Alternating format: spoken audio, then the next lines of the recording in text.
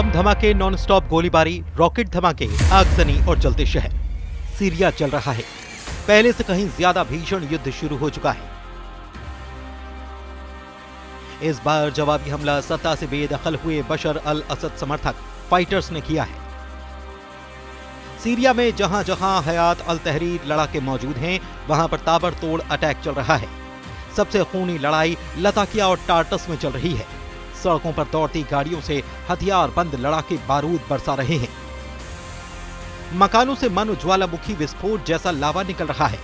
ये युद्ध बशर अल असद और कमांडर जुलानी, जो कि अब अल शरा के नाम से जाने जाते हैं, के फाइटर्स के बीच शुरू हुआ है। बशर समर्थक अलावी फाइटर्स फिलहाल युद्ध में हावी पड़ रहे हैं, जिससे कि कमांडर जुलानी के तख्ता पलट के आसार अभी से बनने लगे हैं। सीरिया युद्ध में अब तक जो जानकारी सामने आई है, उससे तुर्की के एर्दोआन भी टेंशन में आ गए हैं। लताकिया प्रांत के जबलेह शहर और आसपास के इलाकों में बशर अल असद के समर्थकों ने अल जुलानी के HTS को निशाना बनाकर भीषण हमला किया, जिसमें कम से कम 70 लोगों की मौत हो गई है।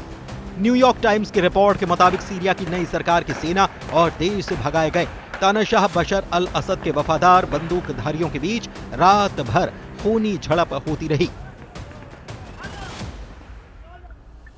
और इसमें 70 से ज्यादा लोगों के मारे जाने के साथ ही कई दर्जन लोग घायल हुए हैं।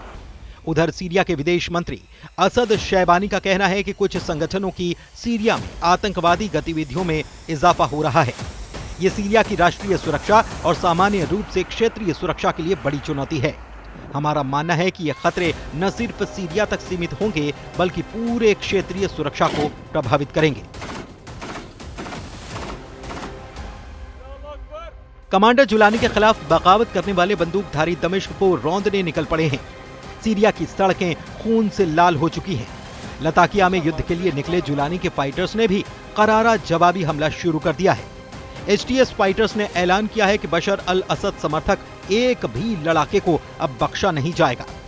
जबलेह फ्रंट पर मोर्चा संभाल रहे फाइटर अबू दाहर की दहाड़ सुनिए। रात के अंधेरे में सड़कों पर दौड़ती बख्तरबंद गाड़ियां, हथियारों से लैस लड़ाकों का दल, मजहबी तकरीरों से गूंजता पूरा इलाका। सीरिया का यही सच है। सीरिया के नसीब में शांति नहीं है। कुछ दिन पहले हुए खूनी तख्ता पलट के बाद शुरू हुआ युद्ध का नया अध्याय कई मुल्कों के महायुद्ध में बदल सकता है।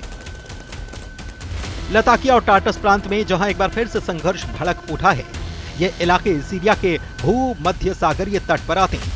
ये दोनों इलाके बशर अल असद के गढ़ कहे जाते हैं। लताकिया के ग्रामीण इलाकों में असद समर्थकों ने 16 सुरक्षा कर्मियों को मार डाला है। सीरिया की नई सेना के खिलाफ अब तक का यह सबसे घातक हमला है। Syrian observatory for human rights ने जानकारी दी कि जबलेह पहाड़ी और तटीय इलाकों में असद के वफादारों से भीषण युद्ध चल रहा है। युद्ध की शुरुआत के आरोप कमांडर जुलानी ने बशर अल असद के पूर्व कमांडर सुहेल अल हसन पर लगाए हैं। दावा किया गया है कि कमांडर सुहेल अल हसन के लड़ाकों ने जुलानी सेना की सुरक्षा चौकियों पर हमला किया है।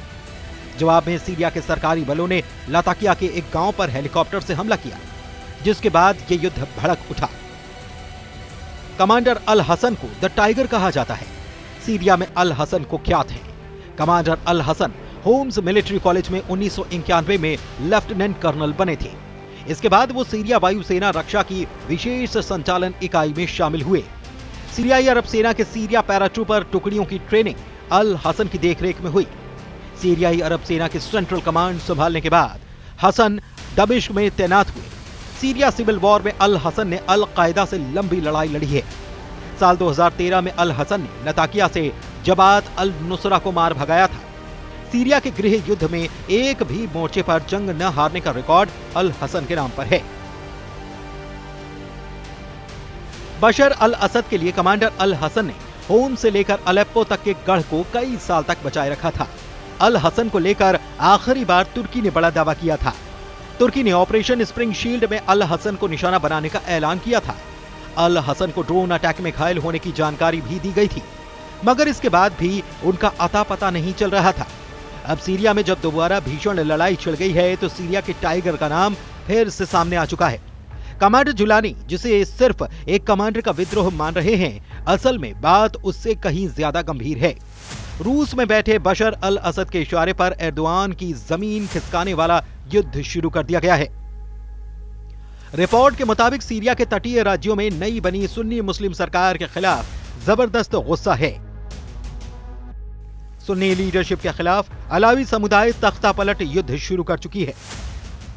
तटीय क्षेत्र सीरिया के अलावी अल्पसंख्यकों का गढ़ है, जिसमें असद का परिवार भी शामिल है।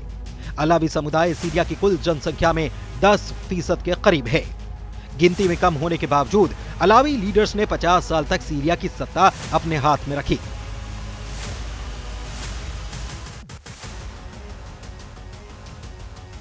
बशर अल असद एक बार फिर से अपनी सल्तनत कमांडर जुलानी से छीनने के लिए हर दाव आजमाने लगे हैं।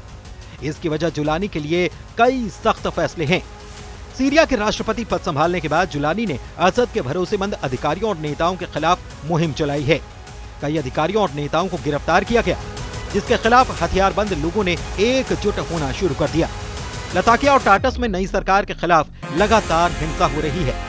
जुलानी ने असद समर्थकों को अपनी सुरक्षा बलों के सामने सरेंडर करने की चेतावनी दी है।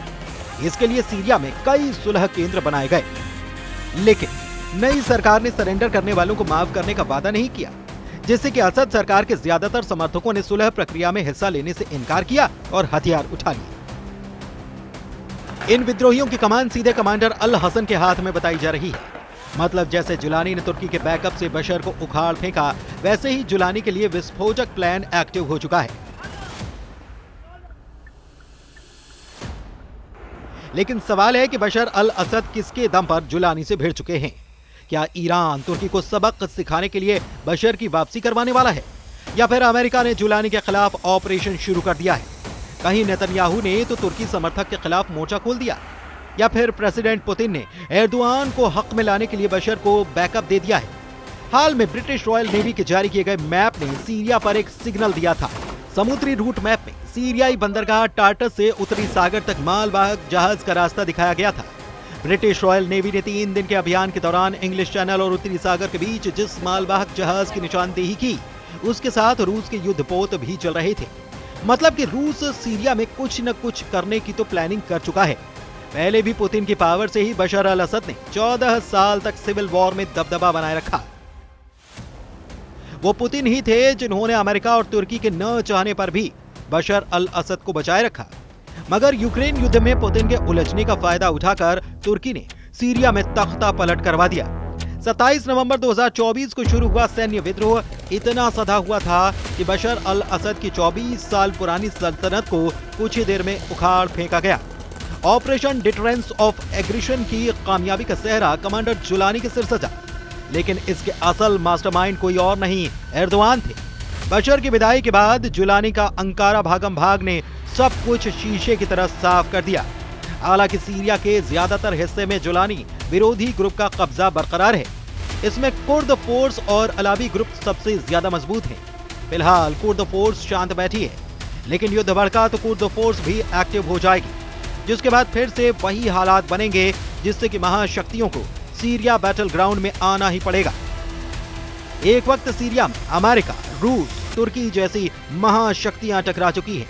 वो युद्ध बेनतीजा रहा है, लेकिन इस बार युद्ध में हदें पार होंगी और ये हद एटम बम धमाके तक भी जा सकती है।